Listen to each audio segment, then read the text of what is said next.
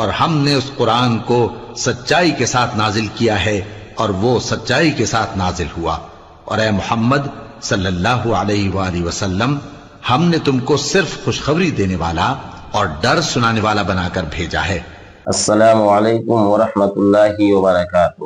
محترم سامعین، سورۃ القارعہ کے اندر اللہ تبارک و تعالی نے 3 چیزیں بیان فرمائی ہے۔ نمبر 1، قیامت اور قیامت کے ہولناکیوں کا ذکر کیا ہے۔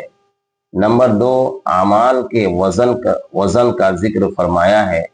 اسی طریقے سے اس اعمال پر، اچھے اعمال پر کیا نتائج مرتب ہوں گے اور برے اعمال پر کیا نتائج مرتب ہوں گے، ان کا بھی ذکر فرمایا ہے۔ تو آج سورۃ القارعہ کا ترجمہ، تفسیر اور اس کے لغوی معنی پڑھیں گے، سیکھیں گے۔ آپ حضرات سے گزارش ہے کہ ویڈیوز کو مکمل دیکھ کر اپنے دوست احباب میں شیئر کر دیں۔ تو چلیے شروع کرتے ہیں۔ القارعۃ ما القارعہ وما ادراک ما القارعہ۔ اللہ تبارک و تعالیٰ نے فرمایا کھڑکھڑانے والی چیز، اور کیا ہے کھڑکھڑانے والی چیز، اور کیا آپ کو معلوم ہے کہ کھڑکھڑانے والی چیز کیا ہے؟ القارعہ کے معنی ہوا کھڑکھڑانے والی چیز۔ یہ قرعن سے اس میں فاعل کا صیغہ ہے۔ ما کے معنی ہوا کیا، اور قارعہ کھڑکھڑانے والی چیز۔ واو کے مطلب ہو گیا اور ما کے مطلب کیا۔ ادرا کا معنی ہو گیا آپ کو معلوم ہے۔ ما کے مطلب کیا، اور قارعہ کے مطلب کھڑکھڑانے والی چیز۔ تو اس آیت کا ترجمہ اور مطلب یہ ہوا کہ اللہ تبارک و تعالیٰ نے ذکر فرمایا کہ کھڑکھڑانے والی چیز، اور کیا ہے کھڑکھڑانے والی چیز، اور کیا آپ کو معلوم ہے کہ کھڑکھڑانے والی چیز کیا ہے؟ آگے اللہ تبارک و تعالیٰ نے ارشاد فرمایا یوم یکون الناس کالفراش المبثوث، کہ جس دن انسان پروانوں کی طرح پریشان ہوں گے۔ یوم کے مطلب ہو گیا دین، جس سے مراد ہے قیامت کا دین۔ یکون الناس یعنی لوگ، انسان۔ کل کاف کے مطلب ہو گیا طرح، اور فراش کے مطلب پتنگا، پروانہ۔ جو برسات کے موسم میں جب بارش ہوتی ہے اور روشنی کو دیکھ کر اڑتے ہیں، اسے پروانہ بولا جاتا ہے اور اسے پتنگا کہا جاتا ہے۔ تو فراش یہ واحد جمع ہے، اس کا واحد آتا ہے فراشتن، جس کا مطلب ہوتا ہے پروانہ۔ مبثوث کے مطلب ہوتا ہے بکھرا ہوا، منتشر، پھیلا ہوا۔ یا اس میں مفعول کا صیغہ ہے اور اس کا مصدر ہے بثن۔ تو اس آیت میں اللہ تبارک و تعالیٰ نے انسان کو پروانہ سے تشبیہ دی ہے۔ اس کی چند وجوہ ہے۔ نمبر 1 پر کہ کثرت کے ساتھ ہونا، کیونکہ حشر کے میدان میں قیامت کے دن تمام اولین و آخرین ایک جگہ اکٹھا ہوں گے، تو ظاہر سی بات ہے کہ اس کثرت کی وجہ سے انسان پریشان حال ہوگا۔ اسی طریقے سے ضعیف و کمزور ہونا، کیونکہ اس دن انسان کمزور ہوں گے، تو جس طریقے سے پروانہ کمزور ہوتا ہے، اسی طریقے سے انسان بھی کمزور ہوں گے۔ تو یہ دونوں وصف میں، یعنی کثرت کے ساتھ اور ضعیف و کمزور کے ساتھ ہونے میں تمام انسان برابر ہیں، چاہے وہ مومن ہو چاہے وہ کافر ہو۔ اور ایک تیسری صفت ہے، ایک تیسری چیز ہے کہ بے تاب اور بے چین ہونا، یعنی حشر کے دن تمام بے تاب اور بے چین ہونے میں تشبیہ دی گئی ہے۔ تو یہ ان چیزوں میں خاص مومن اس سے الگ ہوں گے، کیونکہ وہ لوگ اپنے قبروں سے اطمینان و سکون کے ساتھ اٹھیں گے، ان کے ساتھ کوئی بے چینی اور بے تابی نہیں ہوگی۔ آگے اللہ تبارک و تعالیٰ نے ارشاد فرمایا وَتَكُونُ الْجِبَالُ كَالْعِهْنِ الْمَنْفُوشِ، اور پہاڑ دھتی ہوئی رنگین اون کی طرف ہو جائیں گے۔ جبال کے مطلب ہو گیا پہاڑ، یہ وہ جمع ہے اور اس کا واحد آتا ہے جبل، جس کے معنی ہوتا ہے پہاڑ۔ اور اہن یہ دھوکی ہوئی اون، جس کو دھونی دی گئی ہو، دھوکی گئی ہو، اس طرح سے اون، یہ واحد ہے اور اس کا جمع آتا ہے اوہون، جس کے مطلب ہوتا ہے اون۔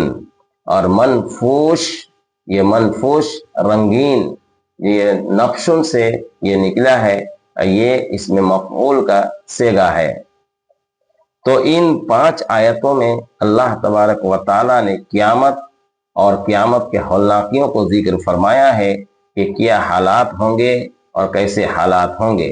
آگے اللہ تبارک و تعالیٰ نے ارشاد فرمایا فَأَمَّا مَنْ ثَقُلَتْ مَوَازِينُهُ، پس جس شخص کا پلہ بھاری ہوگا، فَهُوَ فِي عِيشَةٍ رَاضِيَةٍ، تو وہ عیش و آرام میں زندگی گزارے گا، عیش و آرام میں رہے گا۔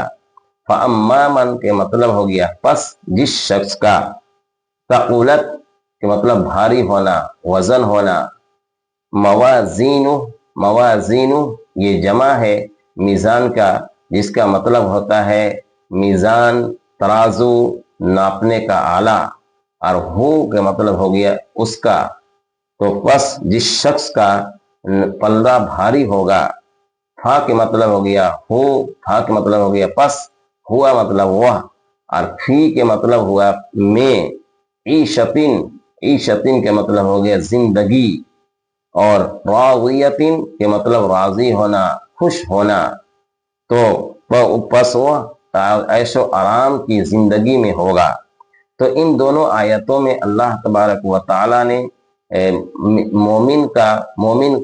مومن کے اعمال کو ذکر فرمایا اور مومن کے ٹھکانے کو ذکر فرمایا۔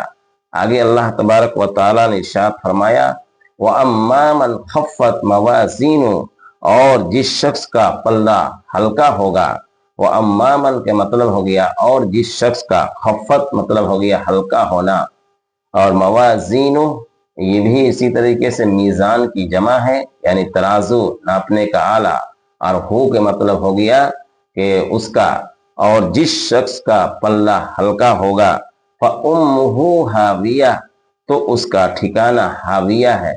فا کے مطلب ہو گیا پس، اور امن کے مطلب ہو گیا ٹھکانہ، اور یہ واحد ہے، اس کی جمع آتی ہے امہات، اس کا مطلب ہوتا ہے ٹھکانہ۔ حاویہ یہ اس میں مفعول ہے، اور اس کے مطلب ہوتا ہے گڈھا، یعنی گرنے والا، تو اس کا ٹھکانہ کیا ہے؟ حاویہ ہے۔ اور تو ان دونوں آیتوں میں اللہ تبارک و تعالیٰ نے کافروں کے اعمال اور اس کے ٹھکانے کو ذکر فرمایا۔